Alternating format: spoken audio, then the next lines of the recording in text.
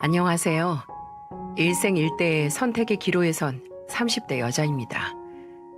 살면서 한 번쯤은 신이 나를 시험하는구나 하는 순간이 찾아오죠. 내가 어떤 인간인가 누가 확인이라도 하는 것처럼 현실과 나의 도덕적 신념, 또 나와 다른 사람들과의 이해관계 사이에 나를 던져두고 궁극적인 테스트를 하는 것 말입니다. 또 그 어떤 선택을 하든 나는 잃는 게 너무 많은 그런 선택이요. 저는 지금 그런 선택의 기로에 갇혀 있고 대체 어떤 선택을 해야 할까 조언을 구하고 싶어서 평소 이렇게 제가 즐겨 듣는 채널에 사연을 보내게 됐어요. 어렸을 때부터 저희 가족은 3명이었습니다. 어머니, 언니, 그리고 저. 이미 제가 기억을 하지도 못할 정도로 옛날에 아버지가 돌아가셔서 어머니께서는 혼자 저희 자매를 키우셨죠. 제가 갓난 애기였을 때 아버지가 백혈병으로 투병하다가 돌아가셨다고 어머니께 전해 들은 게 전부였어요. 무릇 여자 혼자서 자식 키우는 게 쉬운 일이 아니듯이 저희 어머니 또한 정말 힘들게 저희를 키우셨네요. 저희 어머니는 장애가 있으셔서 더 어려웠고요. 어머니께서는 청각장애가 있어서 일을 구하실 때 정말 난관이 많았답니다. 아무래도 귀가 잘 안 들리시니까 고용하는 입장에서는 꺼려지는 걸 이해는 합니다. 하지만 저희 어머니는 누구보다 성실하시고 또 책임감도 넘치시고 또 손도 빠르셨거든요. 고작 그 장애 하나로 매일같이 일 알아보러 갔다가 거절당해서 침울한 얼굴로 집에 오시는 모습을 보면 정말 슬프면서도 또 그 어린 나이에 이 세상이 너무나 불공평하고 기울어져 있다는 걸 뼈저리게 깨달았죠. 그래도 저희 집의 사정을 아는 동네 아주머니들의 도움으로 어머니께서는 식당 뒤에서 설거지하는 일, 또 공장에서 재료 손질하는 단순 작업도 하실 수 있었어요. 그런 어머니를 보고 자라서인지 저는 일찍 대학을 사회복지과로 갔었어요. 지금은 장애가 있는 분들과 기업체를 연결시켜주는 복지센터에서 일하고 있고요. 장애가 있다고 해서 본인의 몫을 못하는 건 아니거든요. 누구든 살면서 여러 도움이 필요하는 것처럼 장애가 있는 분들도 적당하고 알맞은 조치를 받는다면 돈을 받으면서 일을 할 수 있다는 걸 늘 센터에서 일을 하면서 증명해내고 있답니다. 어머니께서 일을 시작하시면서 돈이 많이 필요한 만큼 더 바빠지시고 집에는 저와 언니만 있는 시간이 많았죠. 어머니의 빈자리를 느끼지 못했다면 거짓말이겠지만 전 그래도 언니 덕분에 확실히 덜 외로웠습니다. 저와 3살 차이가 나는 언니는 어머니가 없으면 제 보호자이자 제일 친한 친구였거든요. 초등학교를 같이 다녔는데 매일 점심시간 전에 다 같이 학교로 배달된 우유를 먹었어요. 요즘같이 여러 가지 맛이 있는 우유가 아닌 비린 흰 우유요. 어렸을 때는 그것만 먹는 게 왜 그렇게 괴로웠는지 모르겠어요.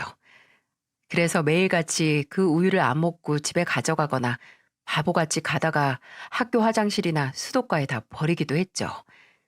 지금 생각해보면 정말 철없고 젖소에게 미안한 짓이죠. 근데 몇몇 친구들은 그때도 우유에 타먹는 초코 우유 분말을 가져와서 타먹었는데 그게 좀 비쌌거든요. 엄마가 일하는 평일에는 아예 하루에 어머니 얼굴 보는 시간이 몇 시간도 안 돼서 어머니를 졸라서 살 수도 없었죠. 제가 몇 번 나도 우유에 타먹고 싶다고 조금 칭얼거릴 때마다 언니는 제게 괜히 그걸로 어머니께 뭐 사달라고 조르지 말라고 너 집으로 우유 가져오면 언니가 따뜻하게 데워서 설탕 타준다고 하곤 했었죠. 근데 어느 날 어김없이 우유가 배달된 쉬는 시간에 손에 받은 우유를 책가방에 넣으려고 하는데 교실 뒷문 쪽에서 누가 정혜인! 하고 부르는 소리가 들리더라고요. 내 이름을 부르는 소리에 반사적으로 고개를 돌렸는데 뒷문에서 언니가 저를 보면서 상기된 표정으로 웃고 있는 거예요. 제가 어리둥절한 표정으로 언니에게 가니까 언니가 손에 뭘 쥐고 제 얼굴에 들이미는 겁니다. 언니 손에 있던 건 바로 제가 그렇게 먹고 싶어 했던 초코 우유 분말이었어요. 어? 언니, 이거 어디서 났어? 오늘 아침에 시험에서 내가 1등해서 담임 선생님이 상으로 주셨어. 너 받은 우유 들고 이리 와. 이거 나눠 먹자. 저는 꿈에만 그리던 초코 우유를 먹을 수 있다는 생각에 냅다 책상에 있던 우유를 들고 언니를 따라갔어요. 지금 생각해보면 언니는 그 분말 봉지에 든 3분의 1은 제 우유에 덜어줬고 나머지 조금 남은 것만 본인 우유에 넣어서 먹었어요. 그때는 정말 철없이 봉투에 든 걸 다 안 넣어서 좀 싱겁다라는 생각에 불만이었는데 언니는 저보다 더 싱겁고 맛없는 우유를 먹은 거죠. 본인이 상으로 받은 건데 저에게 더 많이 나눠준 겁니다. 언니는 같이 등교할 때마다 당연하게 제 책가방을 본인이 들고 갔어요. 그리고 제 교실 앞에서 무심하게 여기 하고 넘겨줬고요. 나중에 제가 중학생이 됐을 때는 언니보다 더 키가 크기 시작했거든요.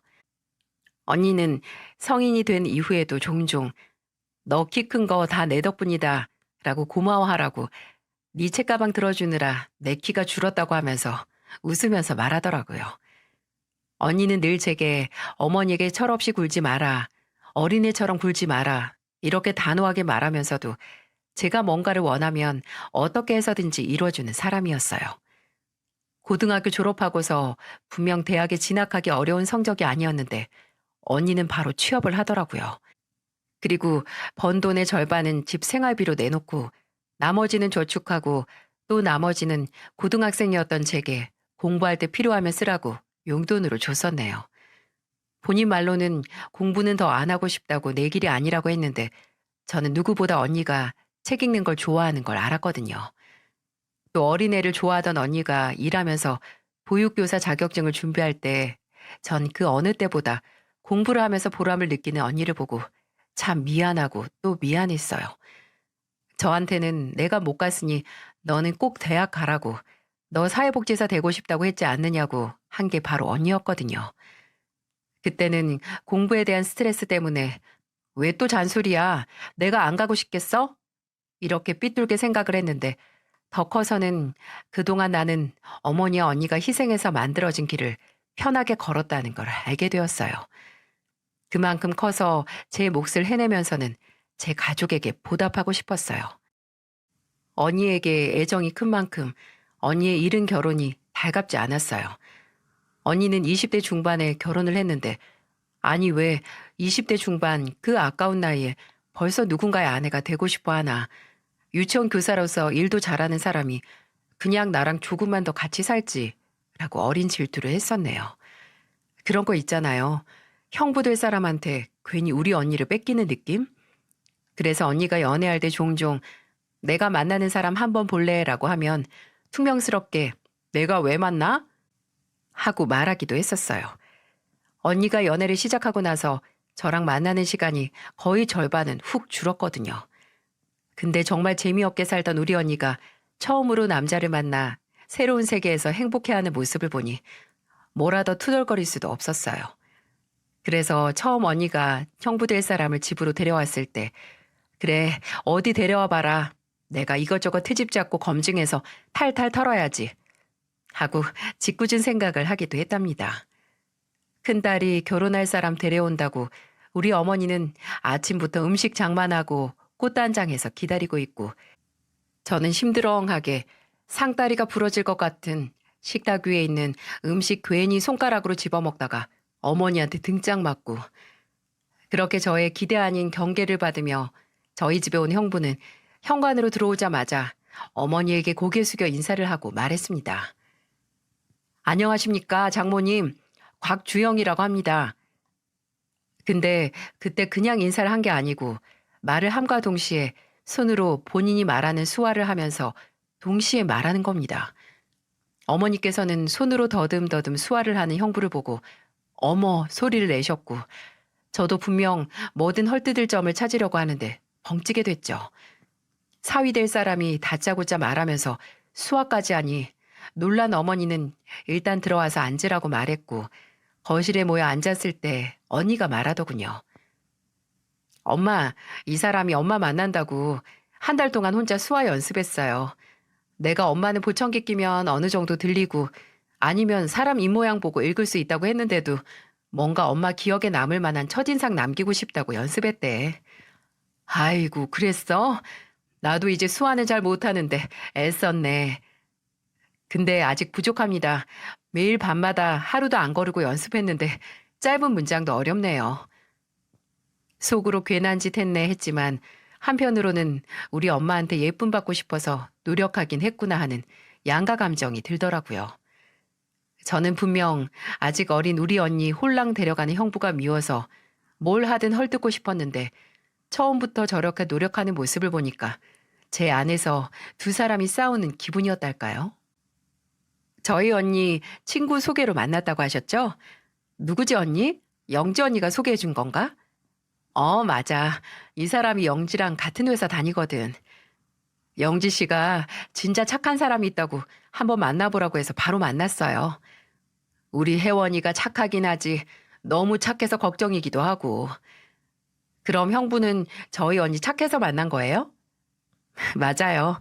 혜원 씨 정말 제가 만났던 사람들 중에서 제일 착해요. 내가 뭘 하든 혜원 씨만큼은 끝까지 내 편 들어주고 용서해 줄 것 같아요. 저는 그 말을 들으면서 잘 아네. 우리 언니가 좀 착하긴 하지. 라고 속으로 생각하면서 또 혹시나 우리 언니 착한 거 알고 이용하진 않을까 하는 괜한 걱정도 들었습니다. 나는 우리 언니를 알지만 형부는 그저 처음 보는 사람일 뿐이니까 믿을 수가 없더라고요. 그렇게 언니의 결혼 후에 저는 동생으로서 또 언니의 보호자로서 늘 형부를 예의주시했어요. 혹시나 우리 언니 눈에 눈물 내면 가만 안 두겠다는 조금은 주제넘는 생각으로 말이죠. 근데 저의 걱정은 그저 괜히 치기 어린 생각이었을 뿐 결혼을 한 언니는 정말 행복해 보였습니다. 또 제가 보기에도 형부는 언니한테 참 잘했어요. 제가 믿게 보려고 해서 그렇지 사람이 호쾌하고 서글서글 하긴 했거든요. 또 저희 어머니에게도 잘하기도 했고요.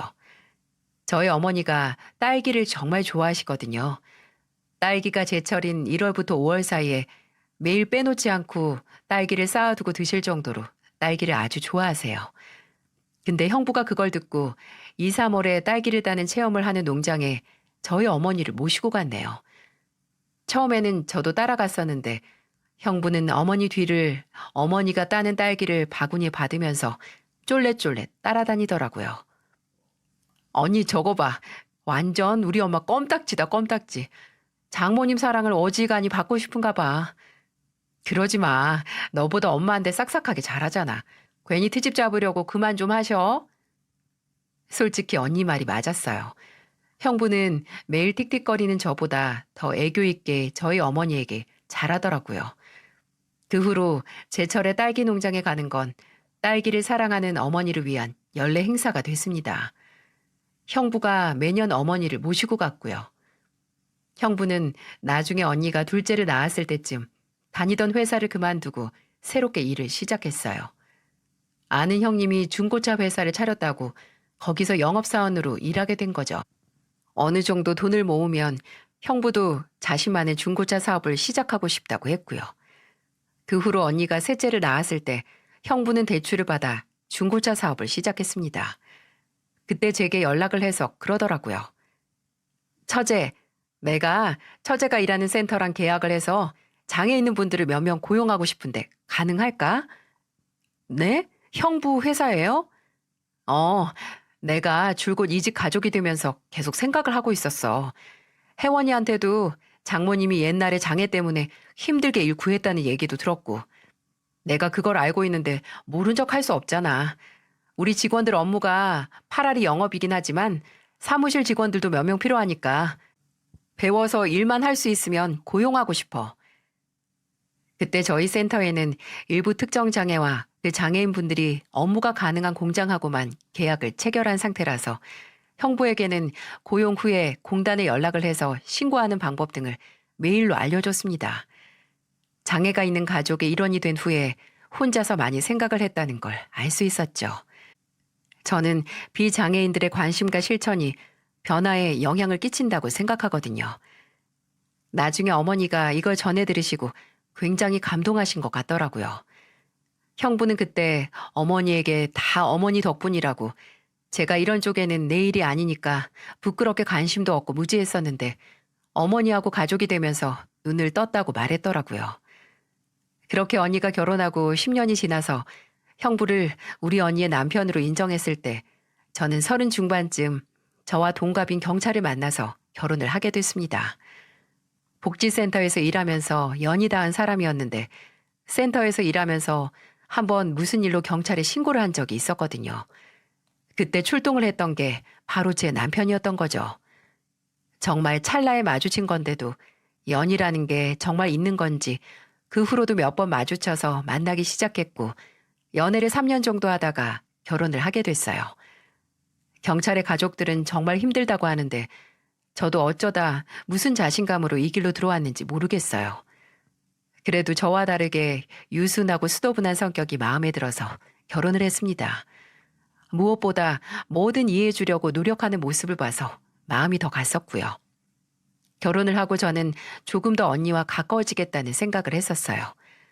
그 전에 미혼과 기혼이니 아무리 자매라고 해도 대화를 하다 보면 뭔가 어긋나는 부분이 있었어요. 근데 제가 결혼을 했으니까 조금 더 언니랑 대화할 얘기가 많겠다 싶었죠. 근데 그 예상은 아주 비틀린 결과를 내더군요. 언니는 제게 그 전에 안 하던 속 얘기를 하긴 했습니다. 하지만 그건 제가 기대했던 게 아닌 언니가 지금까지 혼자서 끙끙 앓아온 언니 결혼 생활의 이면이었어요. 제가 결혼을 하고 몇 달 지나지 않아 언니가 눈에 띄게 살이 빠지더라고요. 둘째를 낳고 나서는 살이 많이 붙긴 했는데 애 낳고 살 안 붙는 여자가 얼마나 있어요? 심지어 셋째까지 낳으니까 원래 잘 붙는 체질인 저희 언니는 과체중이 됐었죠. 근데 몇 년간 붙은 살이 몇 달 사이에 급격하게 빠지는 겁니다. 뭐 건강하게 살을 뺀 게 아니라 굶어서 어거지로 뺀 살 있죠? 저는 만날 때마다 몸이 줄어가는 언니가 걱정돼서 얘기를 꺼냈어요. 언니 집에 간 날이었는데 언니는 어린이집 휴무인 날이었고 형부는 그때 막 사업을 시작했을 때라서 주말에도 일을 한다고 하더군요. 첫째랑 둘째랑 학원 가고 막내만 집에 있더군요. 언니, 근데 살이 왜 이렇게 빠져? 여기 에그타르트 좋아하잖아. 내가 오전부터 들러서 사온 건데 언니 안 먹으면 내가 다 먹는다? 먹어. 너 다 먹어도 돼. 뭐야? 요즘 살도 이렇게 빠지고 다이어트 하는 거야? 아니 누가 다이어트를 몸 다 버려가면서 해. 차라리 먹을 거 다 먹고 운동을 하자. 아파트 바로 앞에 헬스장 있던데? 제가 다이어트 얘기를 하자마자 언니의 얼굴이 급격하게 어두워지더라고요. 언니는 거실에서 놀고 있던 막내를 방 안에서 놀라고 들이고는 저한테 와서 넌지시 얘기를 꺼내더군요. 나도 이렇게 빼고 싶진 않은데 당장 빠진 모습을 안 보여주면 정말 관계가 틀어질까 봐. 너한테 이런 말 하기도 민망한데 나 둘째 나왔을 때부터 체중이 늘었잖아. 근데 이번에 막내 낳고 나서 5kg인가 더 찌긴 했는데 그 후로 남편이 날 쳐다도 안 봐. 요즘에는 각방 써. 뭐? 혹시 형부가 언니 살쪘다고 구박도 했어? 아니, 뭐라고 하는 건 아닌데 예전처럼 보질 않기도 하고 아니, 아예 무시해. 내가 아내가 아니라 그냥 같이 사는 동거인, 애 키워주는 사람 그 이상도 이하도 아니야. 다른 부부들도 애 낳고 나면 관계도 적어진다고 하긴 하는데 난 뭐 아예 여자 취급도 안 하니까 내가 어떻게 해? 당장 죽지 않을 만큼만 굶는 거지. 아니 언니가 왜 살을 빼? 뭐 죄지었어? 아니 언니 혼자 애 낳은 거야? 지혜 낳다가 살 붙은 걸로 그렇게 사람을 무시해? 미친 거 아니야? 진짜 안 되겠다. 내가 형부 만나서 얘기할게. 아니야. 네가 왜 만나서 얘기를 해. 아니야 하지 마. 나 네가 그렇게 해주는 거 바라고 말한 거 아니야. 그리고 나도 내가 좀 너무했다고 생각해. 아무리 애 낳았어도 살이 많이 찌긴 했잖아. 형부는 뭐 살 안 쪘냐? 매일 회식 핑계 대고 술 먹느라 술살 찌는 거 뭐 보기 좋은 줄 알아? 근데 언니는 그걸로 형부한테 눈치 안 주잖아. 혜인아, 너무 열내지 마. 너 이러면 내가 어떻게 나 힘든 얘기를 해. 그냥 모른 척해. 나도 건강 생각해서 빼긴 해야 하고. 나랑 그 사람 문제니까 일단 내가 말해서 풀게. 부부 문제가 다 그렇지 뭐. 분노하는 저를 언니는 땀 뻘뻘 흘리면서 진정시켰습니다. 제게 제발 모른 척하라고 괜히 얘기 꺼내지 말라고 당부했죠. 당장 형부가 일하는 업장에 찾아가서 난동을 부리고 싶을 정도로 화가 나긴 했지만 언니가 신신부탁을 해서 그냥 속으로 삭혔습니다. 그저 언니 우울증 아닌 우울증이 더 나빠지지 않게 신경만 써줬어요. 근데 언니는 또 그게 신경을 쓰는 게 보였는지 제게 헬스장 회원권을 찍어서 보내면서 오늘부터 운동 시작했어 라고 문자를 보내더군요. 그래, 운동을 하면 그나마 쓸데없는 생각도 안 나고 집중할 수 있는 취미가 생기는 거니까 잘 생각했다 싶었어요. 이후 명절이나 종종 본가로 언니와 형부가 오면 솔직히 언니가 했던 걱정은 전혀 모를 정도로 사이가 괜찮아 보이긴 했습니다. 형부는 늘 그랬듯 저와 어머니에게 서글서글하게 굴었고 애들에게도 좋은 아빠처럼 보였고요. 언니와도 대화하는데 문제가 없어 보여서 설마 언니가 착각했던 건 아니겠지 했었네요. 근데 한 번은 다 같이 밥을 먹고 있는데 형부가 언니가 국에 밥을 말아서 싹싹 먹는 걸 보고 대놓고 크게 한숨을 쉬면서 말하더라고요. 맛있어? 잘 먹네. 어머니는 언니에게 들은 얘기가 없어서 크게 신경을 안 썼지만 알고 있는 저는 딱 보자마자 아, 저렇게 눈치를 주는구나 싶었죠. 나랑 어머니 앞에서도 저렇게 티를 내는데 집에서 둘만 있으면 더 하겠구나 싶었고요. 저는 들고 있던 젓가락을 내려놓고 말했습니다. 근데 형부, 살 많이 쪘죠? 결혼하고 나서 한 10kg는 찐 것 같아요. 어?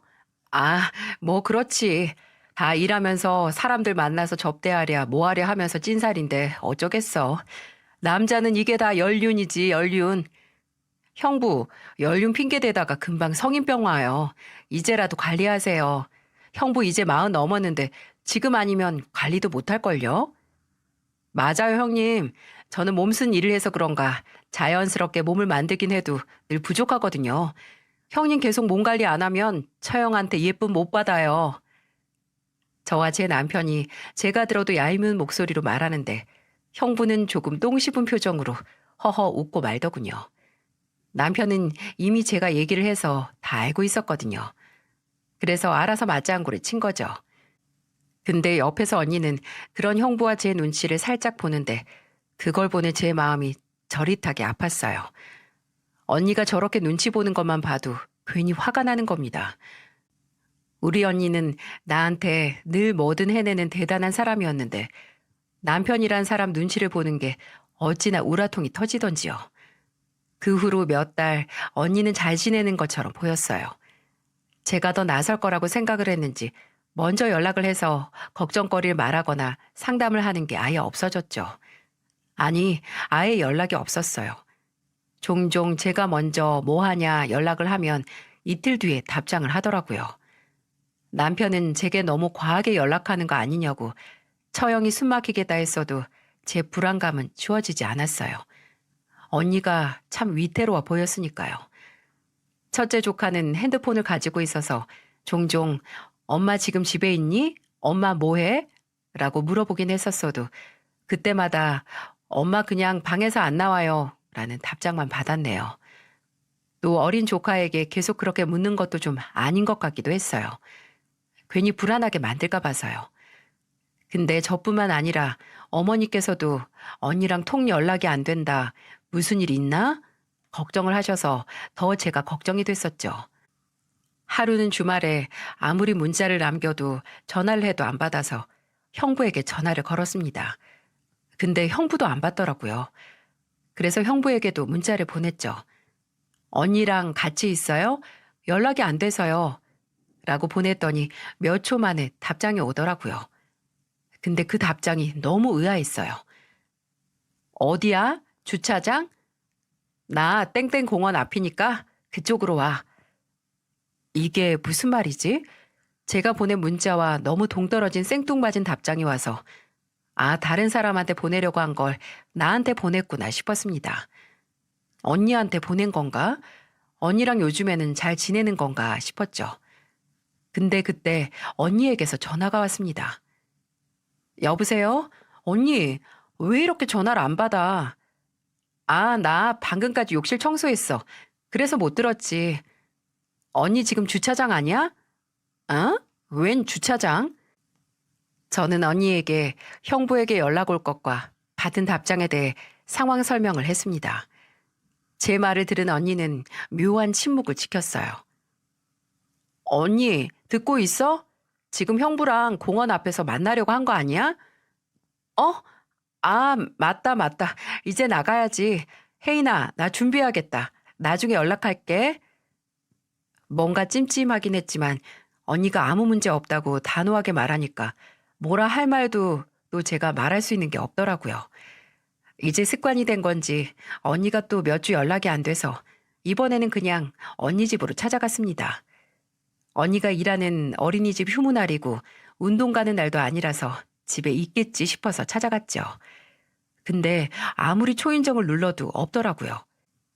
언니가 좋아하는 케이크 집에서 케이크를 사서 갔는데 이것만 두고 가자 싶어서 알고 있던 도어락 번호를 누르고 들어갔습니다. 주방 냉장고 안에 케이크를 넣고 그냥 가려는데 식탁에 좀 부피가 큰 약봉투가 있는 거예요. 뭐지? 뭐가 저렇게 커? 싶어서 안에 들여다보는데 약 종류가 되게 많더군요. 이 집 식구들 중에 이렇게 약을 챙겨 먹는 사람이 누구지? 싶어서 자세히 보니까 약봉투에는 언니 이름이 써져 있었죠. 그중 봉투에 개량되어 있는 게 아니라 통째로 있는 것도 있길래 통에 있는 이름을 인터넷에 검색을 해봤습니다. 근데 저는 인터넷에서 그 약이 무슨 약인지 확인을 하고 다리에 탁하고 힘이 풀렸어요. 만성 골수성 백혈병 치료약으로 유명하다고 인터넷 기사가 몇 개 있더군요. 아니, 백혈병이라니. 제가 살면서 백혈병이란 병을 현실에서 직접 들었던 건 단 한 번뿐이었어요. 바로 돌아가신 저희 아버지께서 이 병으로 돌아가셨거든요. 너무 놀랐는지 제가 숨을 참고 있는 것도 까먹어서 호흡이 가파르게 쉬어졌어요. 당장 언니를 찾아서 대체 이게 어떻게 된 일인지, 이게 뭔지 설명을 들어야겠다는 생각이 머리를 쩌릿하게 지배했어요. 근데 언니는 전화도 안 받고 문자도 안 보고 정말 미칠 노릇이었죠. 일단 뭐든 움직여야겠어서 언니가 일하는 어린이집으로 갔습니다. 휴무지만 혹시 있을 수 있다는 희망을 가지고요. 하지만 언니는 없었어요. 아니, 그곳 원장님은 의아한 표정으로 정 선생님은 휴무가 아니라 아예 석 달 전에 일을 그만뒀다는 겁니다. 와, 미치고 팔딱 뛰겠다는 말이 이거더라고요. 이건 뭐 서울에서 김서방 찾기도 아니고 그 후에 언니가 운동하는 헬스장에도 가봤는데 허탕을 쳐서 아니다, 언니 집 앞에서 기다리자 해서 다시 언니 집으로 갔습니다. 근데 막 언니 아파트 공용 현관 앞으로 가는데 저쪽에서 언니가 보이더라고요. 모자를 푹 눌러 쓰고 있었어도 언니가 확실했죠. 저는 반사적으로 언니에게 뛰어갔어요. 그리고 언니 하고 불렀죠. 언니는 마지막으로 봤을 때보다 더 살이 빠져서 퀭한 얼굴로 저를 쳐다봤고요. 눈이 푹 꺼져서 안 그래도 놀란 눈이 더 놀라는 것처럼 보였어요. 누가 봐도 아픈 사람처럼 보여서 전 언니에게 뛰어가다가 다리가 풀려 주저앉았습니다. 제 눈으로 언니가 정말 아프다는 걸 확인한 것 같았거든요. 언니는 놀라서 제게 뛰어왔고 왜 그러냐고 무슨 일이냐고 저를 걱정하더군요. 지금 누가 누굴 걱정해야 하는데 곧 마흔인 동생이 땅바닥에 주저앉았다고 사색이 된 우리 언니. 저는 그 자리에서 오열을 했고 언니는 곧 제가 뭘 알고 그러는지 눈치를 챈 것 같았죠. 저희들은 언니 집으로 들어가서 대화를 이어갔습니다. 언제 알았어? 언제 검사했었는데 그때 살 빠지고 있었을 때 이미 언니는 알고 있었어? 아니야, 나도 그 후에 알았어.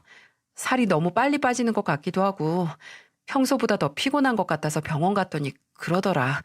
한 5달 됐어. 어떻게 말을 안 해? 나랑 엄마한테. 형부는 알아? 애들은? 그 사람은 알고 애들은 아직 몰라. 말해야지 했는데 어떻게 말해야 할지 모르겠더라. 이미 살 수 있는 날짜는 받아놨는데 너랑 엄마한테는 그걸 어떻게 설명하지 하고 인정하고 싶지 않았어요. 우리 언니가 내가 생전 만나지 못했던 아버지처럼 내 곁을 떠난다니. 언니는 어머니께 말하러 갈 때 같이 가자고. 그리고 앞으로 병원에서 치료만 받고 가고 싶지 않다고 하더라고요. 그냥 가족이랑 더 같이 있다가 나중에 정말 못 움직일 만큼 아플 때 병원 가고 싶다고 하더군요. 그 주 본가로 가서 바들바들 떠는 언니가 어머니에게 병에 대해서 또 앞으로 살 날에 대해 말하는 걸 지켜봤습니다. 솔직히 아직도 그날의 기억을 하고 싶지도 않아요. 어머니는 생전 처음 듣는 소리로 목 놓아 통곡을 하셨고, 언니는 그런 어머니와 부둥켜 안고 조용히 눈물을 흘렸어요. 저는 그 모습을 보면서 제 무력함을 원망했죠. 언니는 떠나기 전에 얼마 남지 않은 시간을 원했던 대로 가족과 함께 보냈어요. 애들 학교도 쉬게 하고 함께 여행을 가고 조금이라도 더 좋은 추억을 만들기 위해 최선을 다했죠. 더 이상 누군가를, 무슨 상황을 원망하고 싶지 않다고 하더라고요. 형부와는 관계가 크게 개선된 것처럼 보이지 않았어요. 그 둘은 시간을 많이 안 보냈거든요. 형부는 의외로 담담해 보이기까지 했죠. 근데 언니가 저와 시간을 보낼 때마다 묘하게 뭔가 말하려고 하다가 멈추는 게 눈에 보였어요. 저는 그런 언니를 재촉하지 않고 기다렸지만 언니는 끝까지 말해주지 않았어요. 그전 같았으면 대체 뭐냐고 닥달했겠지만 그저 눈앞의 시간이 소중한 언니가 말을 아끼는 거라면 뭔가 이유가 있지 않았을까 했거든요. 언니는 그해 초겨울에 입원을 한 병원에서 눈을 감았어요. 언니가 눈을 감을 때는 병문 안에 와 있던 첫째 조카가 옆을 지켰죠. 병원에 연락을 받고 어머니와 함께 갔을 때 이미 언니는 평화로운 얼굴로 눈을 감고 있었습니다. 장례식은 생전 언니의 바람대로 작게 치러졌어요. 저는 늘 언니가 시한부 선고를 받고 형부가 너무 의연해 보여서 의아했거든요. 근데 장례식에서 슬퍼하는 형부의 모습을 보고 아, 형부 처음에 나처럼 언니의 죽음을 인정하고 싶지 않았던 거구나 했었어요. 형부는 장례식에서 언니의 영정사진을 껴안고 몇 시간을 울었습니다. 손님을 받지 못할 정도로 정신을 차리지 못해서 손님들이 절도 못하고 그냥 인사만 하고 가기도 했었어요. 형부는 아직 엄마의 죽음이 뭔지 이해도 못하는 막내를 안고 우리 혜원이 불쌍해서 어떻게 하냐고 통곡을 하더군요. 언니가 죽고 나서야 지금까지 언니에게 못했던 게 몸서리 쳐지게 실감이 되는지 계속 미안하다고 우는 형부의 모습을 보면서 나랑 같구나 하는 생각이 들었죠. 누구보다 언니와 얼굴 마주한 시간이 많은 사람이 저인데 언니가 아픈지 전혀 알아채지 못했던 자신이 한심하고 혐오스럽기까지 했어요. 언니가 나한테 어떻게 했는데 내가 조금만 아프고 다쳐도 당장 달려오는 게 언니였는데 저는 그때 언니에게 다 못다한 마음을 언니가 남기고 간 언니의 가족, 형부와 조카들에게 나눠야겠다 생각했습니다. 그래서 그런지 언니가 떠나고 형부가 정말 말이 안 되게 엉망이라서 걱정이 되더라고요. 형부가 제대로 생활을 못하면 조카들도 챙겨주지 못할 테니 조카들 걱정도 됐고요. 첫째 조카에게 문자를 하니까 형부는 며칠 영업장 문도 닫고 쉬었다고 하더군요. 일을 할 정신조차 없었던 거죠. 이 정도면 냉장고 속도 말이 안 되겠다. 일단 먹을 것부터 싸가서 채우자 하는 생각에 반찬 만든 것과 음식할 재료를 바리바리 챙겨서 주말에 형부의 집으로 달려갔습니다. 도착해서 초인종을 누르는데 아무도 문을 열어주거나 나오지 않는 거예요. 첫째는 학원에 가는 날인 건 아는데 형부와 둘째, 셋째는 어디 갔나 싶었죠. 근데 분명 문 안에서는 인기척이 들렸거든요. 뭔가 음악 소리도 들리고 그때까지 언니 집 도어락 번호를 알고 있어서 치니까 문이 열려서 들어갔죠. 현관문에 들어가자마자 시끄러운 음악 소리와 함께 여자가 깔깔깔 웃는 소리가 들리더라고요. 첫째가 학원에 안 가고 친구를 데려와서 놀고 있나 싶었는데 그러기엔 너무 성인 여자의 목소리였어요. 저는 천천히 거실로 들어갔습니다. 그리고 정말 어처구니 없는 광경을 마주하게 됐죠. 형부, 저 여자 누구예요? 제가 거실로 들어갔을 때 거실에서는 형부보다 10살은 훌쩍 어려 보이는 여자를 끼고 형부가 술을 마시면서 웃고 있었어요. 형부와 이름 모를 그 여자는 샴페인 잔에 술을 채워서 뭐가 그렇게 즐거운지 제가 들어오는 소리도 듣지 못하고 틀어놓은 음악을 흥얼거리면서 웃고 있었어요. 분명 이 집에서 우리 언니가 하늘로 떠난 지 한 달, 아니 몇 주도 채 되지 않았는데 분명 초상집이었던 집에서 대체 무슨 일이 일어나는 거지 싶었습니다. 제가 큰 소리로 형부를 부르니 얼굴이 알딸딸하게 취한 형부가 제 쪽으로 돌아보고 놀라서 벌떡 일어나더군요. 그 여자도 함께 놀라면서 당장 핸드폰에 노래를 껐고요. 처제, 아니 여긴 어떻게, 왜 막 들어와? 아니 지금 내가 저 여자 누구냐고 물었잖아요. 아, 처제, 오해했구나. 같이 일하는 여직원이야.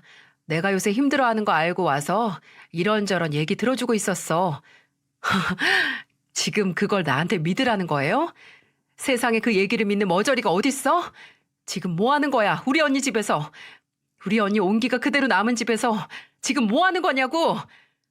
아, 처제, 그게 아니고 지금 오해하는 거야. 처제는 내가 평생 혜원이만 그리워하면서 살았으면 좋겠어? 나도 살아야지, 사람도 만나고. 내가 지금 그게 문제라고 했어요? 지금 저 여자랑 당신이랑 막 만나기 시작한 사이라는 걸 믿으라고? 지나가는 개를 붙잡고 물어봐. 그걸 믿나? 아무리 새 출발해도 사람이 도리가 있고 때가 있지. 어떻게 아내가 죽었는데 바로 집으로 여자를 끌어들여서 이렇게 웃으면서 놀고 있어? 저는 그대로 형부에게 달려들어서 멱살을 탈탈 털었습니다. 옆에 있던 여자는 어머 하면서 놀라더니 본인 짐을 챙겨서 홀랑 나가버리더군요. 그 여자 머리채도 낚아채서 같이 털었어야 했는데 저는 끝까지 형부 멱살을 잡아 흔들며 네가 사람이야? 네가 사람 새끼냐고 이렇게 소리를 질렀습니다. 근데 그때 띠리릭 도어락 풀리는 소리가 들리면서 학원을 마친 첫째 조카가 들어오더군요. 지은아. 저는 붙들고 있던 형부 멱살을 탁 놔버리고 조카에게 다가갔습니다. 본인 아빠 멱살을 잡고 있던 걸 조카에게 들키니까 얼굴이 화끈거리더라고요. 지은아, 지금 이건 방금 올라오면서 엘리베이터 앞에서 그 여자 봤어요. 아빠가 바람 피우는 여자 맞죠? 13살짜리 조카의 입에서 나온 말은 충격적이었습니다. 조카는 분명 방금 본 광경에 놀랐어야 했는데 오히려 굉장히 의연한 표정이어서 더 충격적이었죠. 형부도 딸 입에서 전혀 예상치 못한 소리가 나오니까 멍청한 표정으로 쳐다봤고요. 저는 혹시나 하는 생각에 조카에게 물었어요. 지은아, 그게 무슨 소리야? 너 혹시 알고 있었어? 조카는 대답하지 않고 본인 가방을 풀더니 앞에서 뭔가 찾아서 꺼내서 제게 내밀더군요. 바로 죽은 언니의 핸드폰이었어요. 분명 제가 언니 장례식 전에 언니 주변인들에게 부고 사실을 알리기 위해 저장된 연락처들을 보고 가지고 있었는데 그 후로 찾지 못했거든요. 혹시 정신이 없어서 잊어버렸나 하고 그냥 정지만 시켰었어요. 근데 그걸 조카가 가지고 있던 겁니다. 아니 이걸 왜 네가 가지고 있어? 이모 가방에서 제가 뺐어요. 혹시 안에 있는 거 지워질까 봐. 여기 안에 뭐가 있는데 라고 말하니까 조카는 침착하게 핸드폰을 켜서 사진첩을 열어 제게 내밀더군요. 그리고 제 눈앞에는 아까 형부와 함께 언니 집에서 술이나 퍼마시고 있던 어린 여자와 형부가 껴안고 있는 사진, 손잡고 어디 들어가는 사진, 그 여자가 형부 무릎에 앉아있는 사진 등이 들어있었죠. 제가 사진첩에서 눈을 떼지 못하니까 조카가 입을 열더라고요. 매일 엄마 입원한 병원으로 갔을 때 봤어요. 엄마가 자고 있으면 심심해서 엄마 핸드폰으로 게임했거든요. 근데 그때 사진첩이랑 엄마 메모장 보고 알았어요. 아빠가 아까 그 여자랑 바람 피우고 있었고 엄마도 다 알고 있었다는 거. 엄마 이거 알고 매일 운 거예요. 매일 방에서 틀어박혀서 울고 아프고 엄마 아팠던 거 다 아빠 때문이라고. 지은아. 자식은 무서운지 형부는 조카의 울부짖음에 입술이 바싹바싹 마를 정도로 당황하더군요. 연시 마른 입술을 축이면서 조카를 부르는데 조카는 쳐다보지도 않았어요. 저는 조카 말대로 핸드폰에 흥신소 직원과 나눈 문자도 또 메모장도 확인을 했어요. 그곳엔 언니가 그동안 형부의 바람 사실을 알고 증거를 수집해온 여정이 고스란히 적혀 있었어요. 또 그곳에는 짧게 이런 말도 있었죠. 남편이 너무 믿고 용서하고 싶지 않지만 애들을 생각하면 이혼하기 무섭다. 엄마가 혼자서 우리 자매를 어떻게 키운지 알아서 더 두렵다고 말이죠. 언니의 슬픔과 공허함이 절절하게 전해져서 머리의 어느 부분이 팍 하고 나가버리는 기분이었어요. 저는 들고 있던 핸드백을 들어서 형부의 머리를 후드려 쳤습니다. 형부는 급작스런 충격에 속절없이 제 핸드백을 맞았고 저는 울분을 담아 핸드백으로 내려치면서 소리를 질렀어요. 우리 언니가 뭐가 부족해서 우리 언니를 두고 니까짓 게 바람을 피워? 네가 뭔데? 우리 언니가 100배 1000배도 아까운데 대체 네가 뭐길래 우리 언니를 이렇게 외롭고 슬프게 만들어? 조카는 흥분한 저를 뒤에서 껴안고 저를 말렸습니다. 조카의 온도에 정신을 차리고 숨을 고르는데 조카가 말하더라고요. 나 아빠랑 살기 싫어요, 이모. 뭐? 지은아, 그게 무슨 소리야? 우리 엄마 그렇게 죽게 한 사람 아빠라고 부르면서 살기 싫다고. 이모, 나 이모가 데려가면 안 돼요? 아니, 이모가 안 데려가도 나 그냥 보육원 가서 살 거예요. 절대 저런 사람이랑 같이 살기 싫어요. 지은아, 짐 간단하게 챙겨서 나와. 나머지는 나중에 이모가 사람 시켜서 배달하면 되니까. 처제! 조카는 제 허락이 떨어지자마자 바로 본인 방으로 들어갔어요. 형부는 그런 조카를 따라가려고 하다가 제게 다가와서 말했죠. 처제가 뭔데 내 딸을 데려가? 지은이 내 딸이야. 나랑 살 거라고. 네가 뭔데? 뭐? 네가 그러고도 아빠야? 네가 우리 언니 남편이냐고. 아니, 당신 아무것도 아니야. 당신이 당신 나이 반토막만한 여자랑 살 맞대는 순간부터 당신 우리한테 아무것도 아니라고. 형부는 제 말에 할 말을 잃었는지 아무 말도 하지 않았습니다. 짐을 싸서 나온 조카를 보고 제지하려고 했지만 조카가 찢어지게 소리를 지르며 만지지 말라고, 나 정말 평생 안 보려면 말리라고 하자 손을 떼더군요. 저는 조카의 손을 잡고 나왔습니다. 집에 도착해서 조카의 손을 굳게 잡은 저를 영문 모를 얼굴로 보는 남편을 마주하자 현실이 자각됐어요. 분명 제게 선택권은 없었다고 생각을 했지만 분명 충동적인 선택이긴 했지만은요. 저는 일단 조카에게 씻으라고 하고 남는 방에 자리를 펴주고 재웠습니다. 그리고 나와 남편에게 상황을 설명했고 남편은 심각한 표정으로 들었어요. 저는 남편에게 면목이 없다. 근데 나 정말 지은이를 안 데려왔으면 나중에 우리 언니 얼굴 못 본다. 언니 아팠던 것도 형부가 바람 피우던 것도 몰랐던 못난 동생인데 언니가 두고 간 애들에게까지 모른 척 할 수 없었다고 정말 미안하다고 했죠. 근데 그때 남편은 미간에 지어진 주름을 싹 풀더니 제게 다가와 눈을 맞추며 말했습니다. 잘했어. 당신 말이 맞아. 지은이가 내 민소 모른 척하면 우리 나중에 처형 얼굴 못 보지. 잘했어. 그래, 힘들긴 하겠지만 한번 같이 살아보자. 우리가 아직 아이를 하나 맡아 키우기엔 부족하긴 하지만 지은이가 먼저 우리를 선택해줬으니까 어떻게든 되겠지. 내가 당신이랑 처형이랑 어떤 사이인지 잘 아는데 안 된다고 왜 해. 한번 해보자, 여보. 저는 미어지는 울음을 참지 못하고 남편에게 고맙다고 하면서 울었습니다. 나중에 어머니에게 이 상황을 알리니까 어머니는 처음에 믿지 못하셨어요. 그도 그럴 것이 형부는 정말 착한 사이였으니까요. 굉장한 연기력이었던 거죠. 더 이상 설명하는 것도 지쳐서 어머니에게 형부가 바람 피우는 현장 사진을 보여드렸더니 바로 쓰러져서 우셨습니다. 불쌍한 내 딸, 죽어서도 억울해서 눈 못 감으면 어떻게 하냐고요. 저는 그런 어머니를 마주 앉고 언니가 억울하지 않게 평화롭게 눈 감도록 내가 만들 거라고, 엄마는 걱정하지 말라고 했습니다. 하지만 당사자인 언니가 세상에 없으니 뭐 할 수 있던 게 없었어요. 이혼 소송을 할 수도 위자료를 내라고 할 수도 없었죠. 그저 저는 언니의 일부인 조카를 소중하게 보살피는 게 언니가 그나마 억울하지 않게 평화롭게 눈을 감는 방법일 거라고 생각을 했어요. 그 후에 형부는 조카를 찾아왔나 보더라고요. 조카를 어떻게든 설득하려고 했는데 조카는 단호했고 어떻게 말을 했는지 모르겠지만 형부는 알겠다고 하고 돌아갔다고 합니다. 그렇게 첫째 조카는 저희 부부와 둘째, 셋째 조카는 형부와 살게 됐어요. 둘째나 셋째는 아빠가 무슨 일을 했는지 몰랐고 아직은 그 사실을 알려주는 게 시기상조였거든요.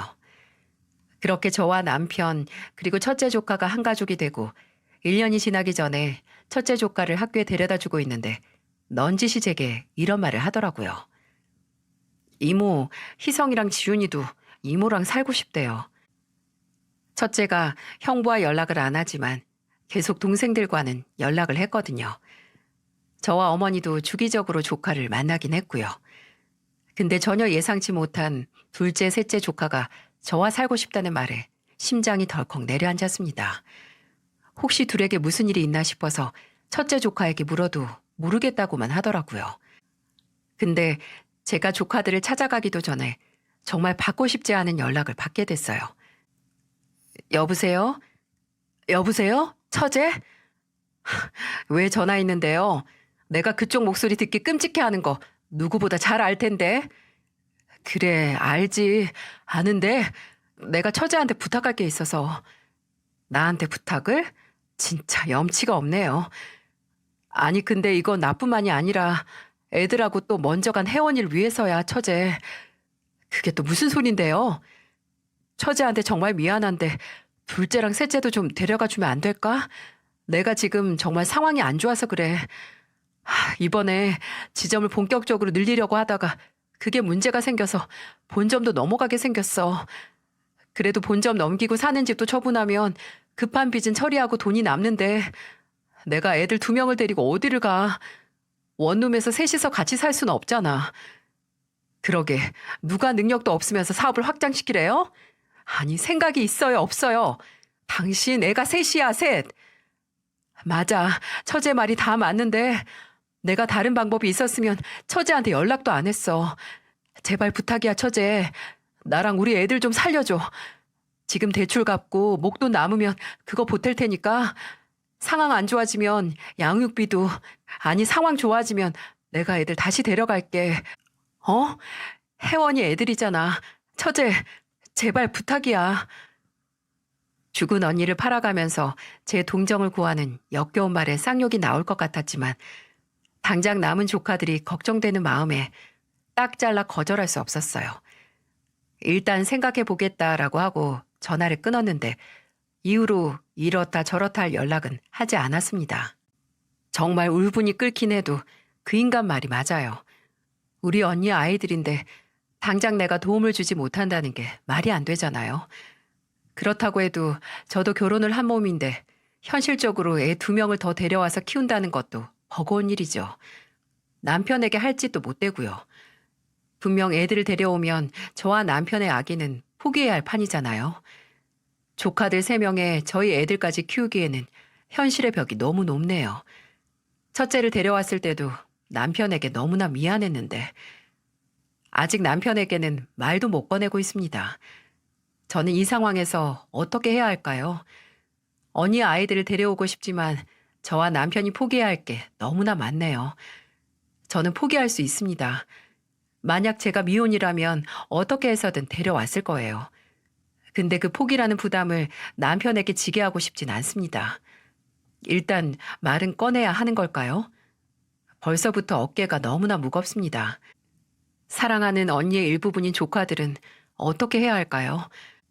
저는 이러지도 저러지도 못하는 상황에서 점점 숨통이 조여오는 기분이랍니다. 부디 저와 같이 채널을 애청하시는 분들께서 제게 정답을 알려주셨으면 좋겠습니다. 함께 해주셔서 감사합니다.